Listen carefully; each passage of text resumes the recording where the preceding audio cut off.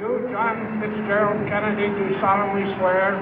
I, John Fitzgerald Kennedy, do solemnly swear. That you will faithfully execute the office of President of the United States. That I will faithfully execute the office of President of the United States. And will, to the best of your ability. And will, to the best of my ability. Preserve, protect, and defend the Constitution of the United States. Preserve, protect, and defend the Constitution of the United States. So help you God. So help me God.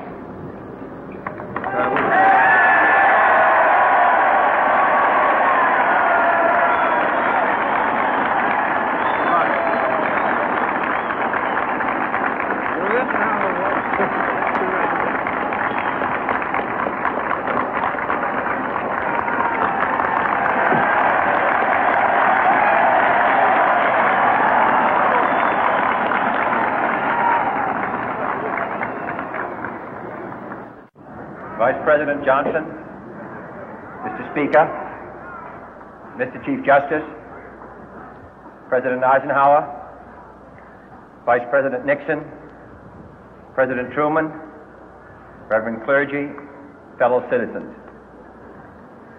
We observe today not a victory of party, but a celebration of freedom, symbolizing an end as well as a beginning, signifying renewal as well as change.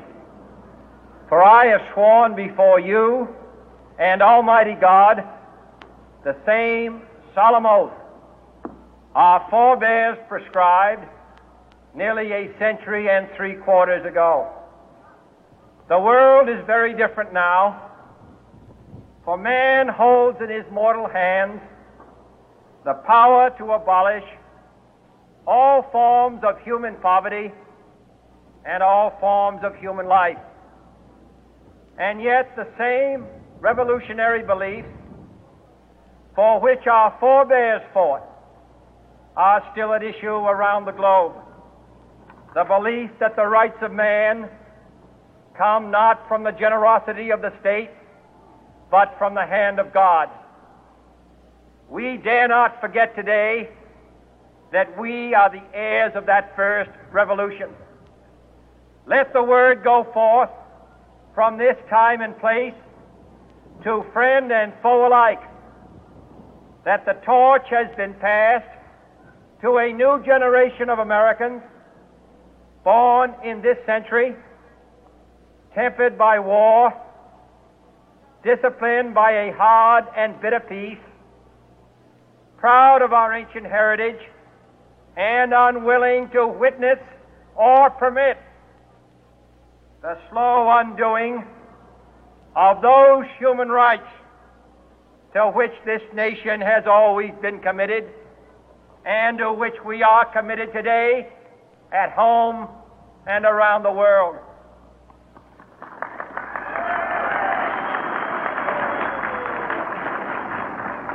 Let every nation know, whether it wishes us well or ill, that we shall pay any price, bear any burden, meet any hardship, support any friend, oppose any foe to assure the survival and the success of liberty.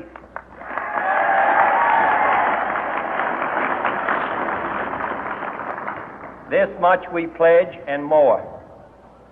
To those old allies whose cultural and spiritual origins we share, we pledge the loyalty of faithful friends. United, there is little we cannot do in a host of cooperative ventures. Divided, there is little we can do, for we dare not meet a powerful challenge at odds and split asunder.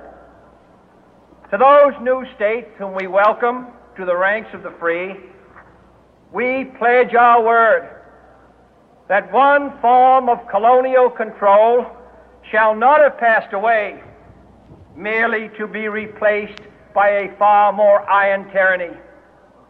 We shall not always expect to find them supporting our view, but we shall always hope to find them strongly supporting their own freedom, and to remember that in the past, those who foolishly sought power by riding the back of the tiger ended up inside.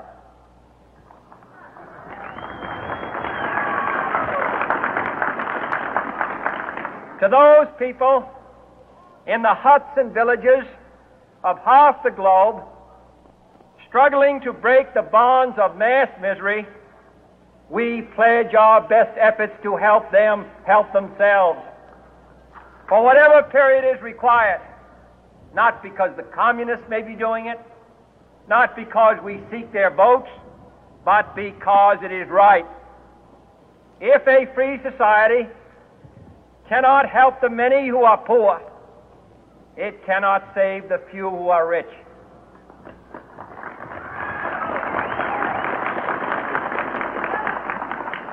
To our sister republics south of our border, we offer a special pledge to convert our good words into good deeds, in a new alliance for progress, to assist free men and free governments in casting off the chains of poverty. But this peaceful revolution of hope cannot become the prey of hostile powers.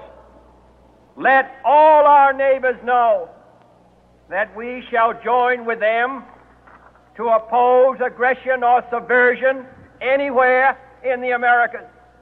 And let every other power know that this hemisphere intends to remain the master of its own house.